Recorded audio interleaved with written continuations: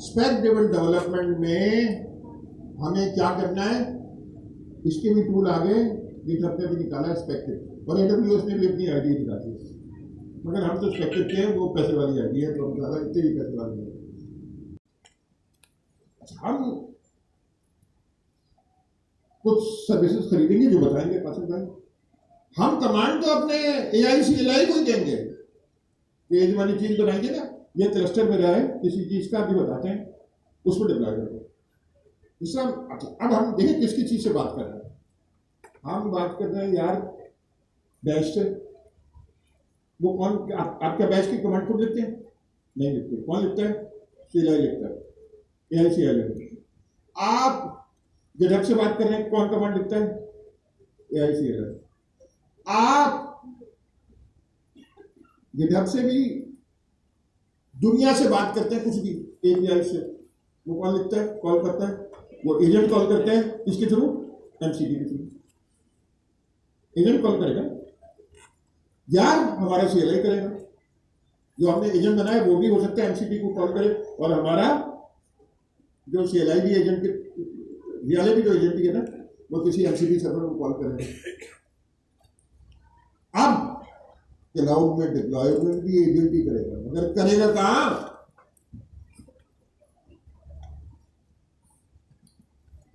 अच्छा जी, प्रॉब्लम समझ लें। प्रॉब्लम ये है कि मैंने एक सॉफ्टवेयर बनाया जो कि लिनक्स बेस्ड आपका एनवायरनमेंट था, और वो चलती हुई एप्लीकेशन। आप क्लाउड पे गए, एक सिंपल सा इंस्टेंस परचेज किया, कंप्यूटर परचेज किया, T3 मीडियम, ये इंस्टेंस के नाम होते हैं, EC2 वगैरह जो आप करते हैं। अच्छा, आपने कंप्यूटर परचेज किया, उसकी मैक्सिमम कॉन्फ़िगरेशन जो है 4 GB रैम, ये कंसिडर करें। अभी 4 GB वाला रैम वाला जो कंप्यूटर है, इसकी मैक्सिमम एक लिमिट है कि ये सिर्फ और सिर्फ समझने के लिए 1000 यूज़र्स जो है ना, उनको एंटरटेन कर सकता है साइमल्टेनियसली। हमने जो एक सॉफ्टवेयर बनाया, 1000 यूज़र अगर आते हैं एक साथ तो हमारा कंप्यूटर हैंडल कर लेगा, लेकिन जैसे ही 1000 से ज़्यादा हो, 2000, तो कंप्यूटर तो बैठ गया, 3000 हैंडल ही नहीं कर पा रहा। तो हम चाह रहे हैं कि हमने इनिशियल लेवल पे जो कोड किया था लिनक्स बेस्ड एनवायरनमेंट को इस्तेमाल करते हुए, तो हम ऐसा सिस्टम बनाएं जो कि क्लाउड पे स्केलेबल हो, कि अगर 10 मिलियन यूज़र, 1 करोड़ यूज़र भी साइमल्टेनियसली आ जाए तो आपकी एप्लीकेशन ना बैठे। इसकी एग्जाम्पल है, OpenAI के पास एक साल के अंदर 46 बिलियन रीविजिट हुए, क्योंकि पूरी दुनिया की पॉपुलेशन 8 बिलियन है, 8 पॉइंट समथिंग। तो 46 बिलियन रीविजिट हुए हैं किसके ऊपर? OpenAI पे, और हर महीने में 5 बिलियन 6 बिलियन के करीब रीविजिट होते हैं OpenAI के ऊपर। तो स्केलेबिलिटी का अंदाज़ा लगाएं कि उनको बैकएंड पे कितने सारे कंप्यूटर्स चाहिए। अब कंप्यूटर 1, 2, 3, बहुत सारे कंप्यूटर को जब एक साथ रखते हैं, उसको हम कहते हैं क्लस्टर। जब क्लाउड के ऊपर आप हज़ारों कंप्यूटर या जो भी जितने कंप्यूटर के पास अवेलेबल हैं, तो आपने एक परचेज कर लिया मिनिमम क्लस्टर जिसके अंदर 50 कंप्यूटर, ये कहलाता है क्लस्टर। इस क्लस्टर के अंदर कब कौन सा कंप्यूटर आपने ऑन करना है, कब ऑफ करना है, कब लोड को बैलेंस करना है, ये सारी चीज़ें मैनेजमेंट होती है। अब क्लाउड के ऊपर ये सारी मैनेजमेंट, क्योंकि आपने तो अपने एजेंट के बहुत अच्छा किया, एजेंट भी बहुत अच्छा बना दिया, लेकिन ये स्केलेबल जो आपकी एप्लीकेशन है, डिस्ट्रीब्यूटेड जो 10 कंप्यूटर 50 कंप्यूटर हैं, उनको रिसोर्सेज को इस्तेमाल करते हुए एफिशिएंट वे में चले। तो अब हमें कौन से सॉफ्टवेयर सीखना होंगे? Software number 1, Docker. डॉकर क्या करता है? आप अपने कंप्यूटर में, एक कंप्यूटर जो आपने लिया, उस कंप्यूटर में सबसे पहले आपने लिनक्स ली, लिनक्स के बाद आपने उसमें क्या इंस्टॉल किया?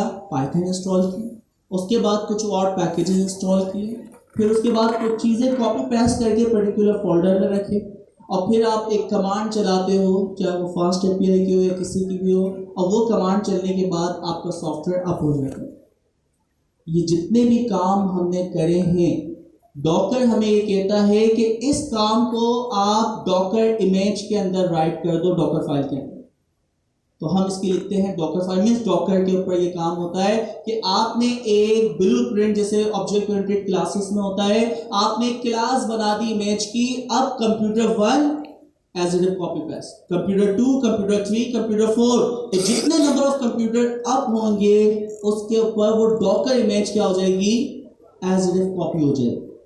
तो एक कंप्यूटर से 50 कंप्यूटर करना, वो डॉकर इमेज हम बना सकते हैं अपने पर। तो पहला काम डॉकर जो हमें करना है।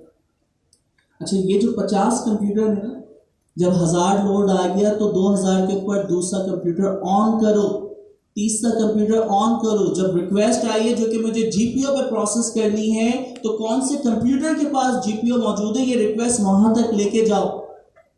ये सारी मैनेजमेंट करने के लिए computer on off, hardware resources, सबकी मैनेजमेंट के लिए डॉकर के बाद नेक्स्ट वाला जो सॉफ्टवेयर होता है वो कौन सा है, आप लोग बताएं। क्यूबरनेटिस। क्या बात है, सारे चैंपियन हैं यहाँ पर। तो क्यूबरनेटिस का हम इस्तेमाल करेंगे, उसमें भी कुछ नहीं, .yaml फाइल लिखते हैं, उसके अंदर हम बताएंगे क्या क्या सर्विसेज कैसे चलेंगी, क्या क्या आपके पास रिसोर्सेज मौजूद हैं। तो उसके लिए हमने देखा कि हम क्या लिखते हैं, kubernetes.yaml की फाइल लिखते हैं और वो सारे क्लस्टर को मैनेज कर सकता है। अच्छा, फिर तीसरी चीज़, क्योंकि जब आप माइक्रो सर्विसेज बेस्ड आर्किटेक्चर बनाते हैं, कि भाई लॉगिन की एक सर्विस है, लाइव स्ट्रीमिंग की एक सर्विस है, आपका जो मॉडल चल रहा है एलएलएम उसकी एक अलग सर्विस है, तो हर चीज़ को अलग अलग सर्विस में हम लगाते हैं। अच्छा, अब ये जब आपकी एप्लीकेशन मुख्तलिफ कंप्यूटर्स में, डॉकर में, कंटेनर में, पोर्ट्स में चल रही होती हैं और आपस में एक दूसरे को डेटा भेजें, क्या डेटा भेजा और क्या डेटा वापसी लेना है, इन तमाम चीज़ों को भी तो याद रखना है, इसकी मैनेजमेंट। तो इसकी मैनेजमेंट के लिए तीसरा सॉफ्टवेयर है जिसका नाम है, नहीं क्या नाम है, डी से तो आता है, डैपर। तो डैपर हमें ये फायदा देता है कि आपके क्लस्टर में जितने भी कंटेनर और पॉड्स चल रहे हैं, उनमें जितनी माइक्रो सर्विसेज हैं, कौन सी माइक्रो सर्विस किससे बात करेगी, क्या डेटा सेंड किया और क्या डेटा रिसीव करना है, वो सारी जिम्मेदारी किसकी है, डैपर की। अच्छा, डैपर भी हो गया। आखिर के अंदर है रे, पाइथन का पैकेज है, RAY, और ये लिनक्स के लिए ही बनाया गया है, विंडोज़ के लिए नहीं। ये बनाया गया है आपके हार्डवेयर रिसोर्सेज शेयरिंग के लिए। ये बनाया गया है कि जो भी आपने मॉडल बनाया खुद से उसको सर्व किया जाए। ये बनाया गया है कि जब मेरे पास डिस्ट्रीब्यूटेड कंप्यूटर्स हैं उसके ऊपर कोई इन्फ्रेंस करवाई जाए।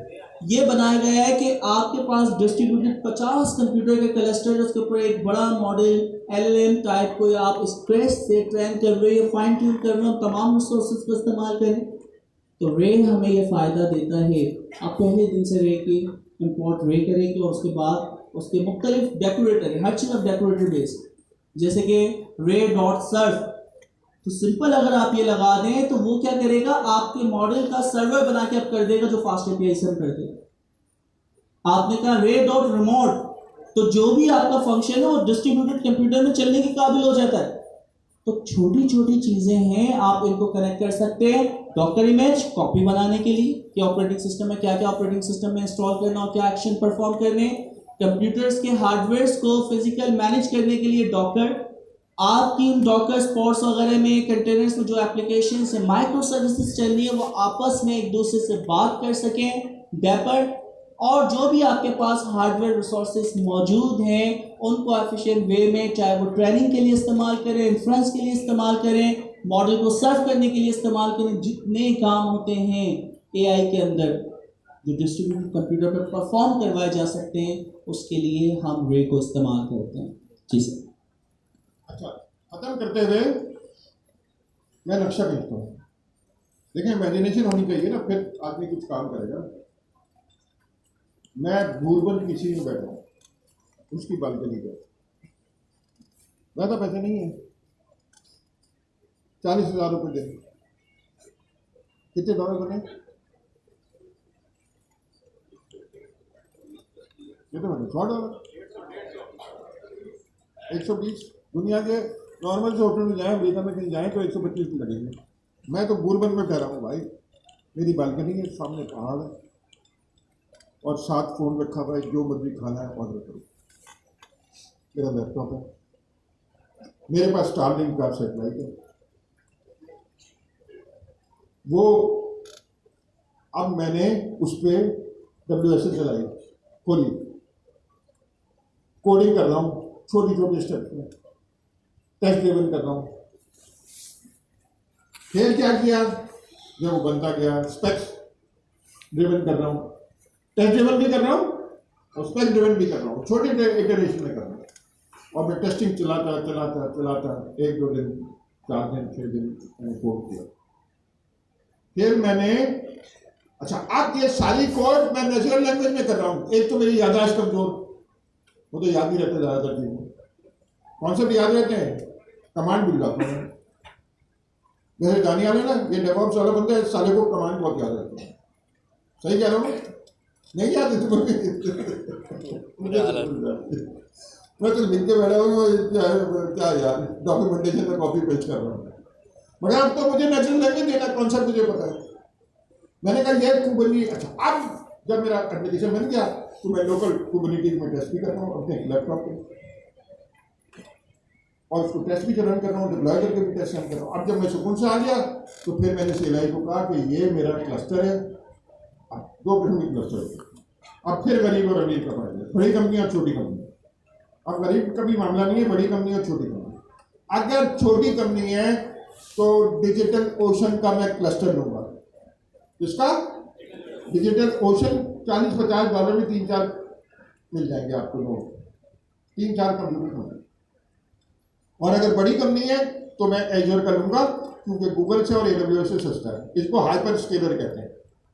तो ये अमेजॉन, ये गूगल क्लाउड और एजर को हाइपर स्केलर कहते हैं। अच्छा, इनकी सर्विसेज ज़्यादा बेहतर है, काफ़ी पता है, इनके सेंटर भी बहुत हैं। तो मैंने उसको कमांड दी कि एजर, अब डिपेंड करता है या डिजिटल ओशन का या एजर का। मैंने आपको सॉल्व भी कर दिए कि ज़्यादा चॉइसेस ना सोचनी पड़े कि बजट कम है कस्टमर का या मेरा अपना अगर अपने तो डिजिटल ओशन पे कर दो। इसमें क्या बिल आएगा, $25-30-40 नहीं। और अगर बहुत बड़ा कोई चीज़ है और कस्टमर के पास पैसे हैं तो एजर में करो। दोनों में कुबरनीटीज चल रहा है, दोनों मैनेज सर्विस है, आपको मैनेज नहीं करना। मैंने एक कमांड दी, my lovely AI CLI please deploy on Kubernetes and deploy these functions on rail and also install a side car. अच्छा, ये जो डेपर है ये साइड कार है, यानी कंटेनर चल रहा है उसके साथ साइड कार चल रहा है जो उसको मैनेज कर रहा है। और फिर कुबरनीटीज, सब कुछ कुबरनीटीज है। कुबरनीटीज लिनक्स है, समझे आप। डॉकर भी लिनक्स का पार्टीशन है। तो कुबरनीटीज लिनक्स के पार्टीशनों को इधर उधर घुमा रहा है मुख्तलिफ मशीनों पे। और डेपर साइड कार है क्योंकि वो भी एक कंटेनर होता है, वो साथ जुड़ा हुआ है।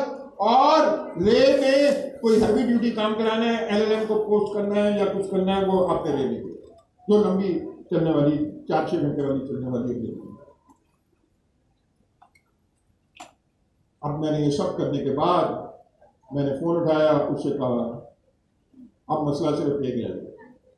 वो क्या? मैंने उससे कहा कि 5 चिकन टिक्के, बोटी कबाब, बिहारी कबाब, निहारी सब दे दो। अब मैं इंतज़ार कर रहा हूँ ना, मैंने डिप्लॉय कर दिया, मैंने कस्टम को ईमेल कर दिया कि ये रेडी है, चेक करें आप। अब AI को मैं कहूँगा, क्योंकि अकेले खाने का दिल नहीं चाह रहा, please provide me AI wife.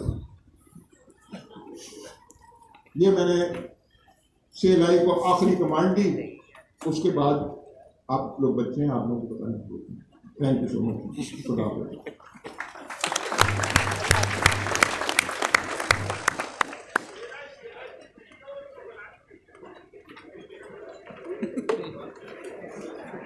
नहीं, आप में से किसी शैतान ने मुझे बना के भेज दी थी तस्वीर।